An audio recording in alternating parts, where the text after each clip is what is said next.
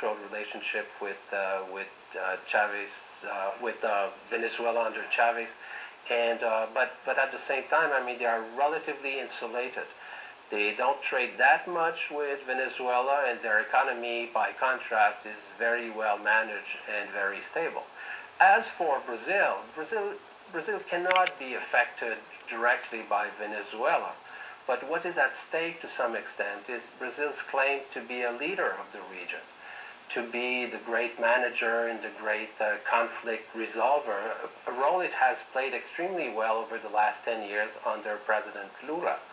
And the current president of Dilma Rousseff doesn't seem to be interested in playing that role, which I would say is bad for everybody, because Brazil has lots of legitimacy in the region, and right now they seem more intent on taking the side of the Venezuelan government instead of trying to float a bit above the fray and come down to calm the spirits. But if I hear you right, you're saying that because of what's going to happen with oil, the price of oil, and the shock to some of the neighboring economies, we could have significant government instability in some of these neighboring countries. Is that right? I think so, or at least, I mean, these countries will have to find substitutes, perhaps through aid from other countries, especially North American countries, the U.S. and Canada.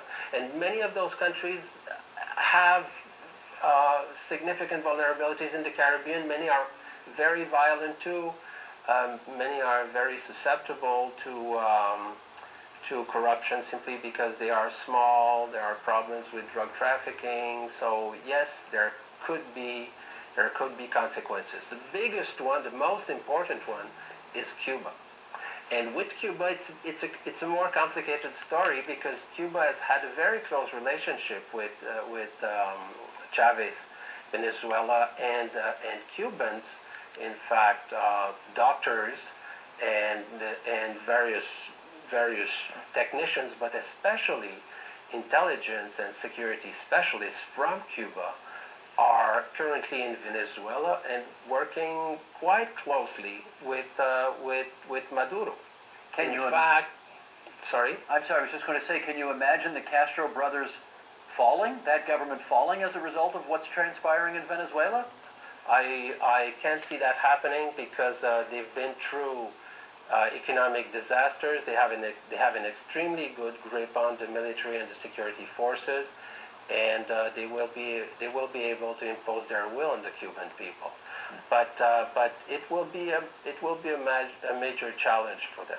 Do you see, Professor Daudelin, these protests continuing in Venezuela for a long time?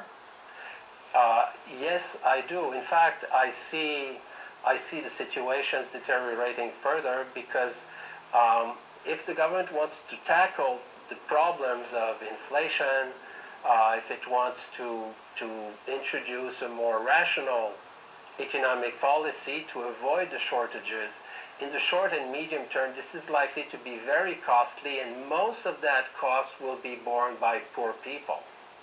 So that the discontent that's heavily concentrated, but not exclusively, among the middle and the upper classes is likely to contaminate the current Chavista social base.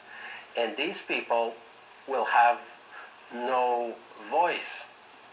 So I see a situation in which much more chaotic possibly developing, I mean, on top of the already extremely, the chaos that already exists. And contrary to Cuba, the government doesn't have a really good grip over the various military and gang and militias that roam the country. So the situation, I'd be very surprised if the situation doesn't deteriorate much further.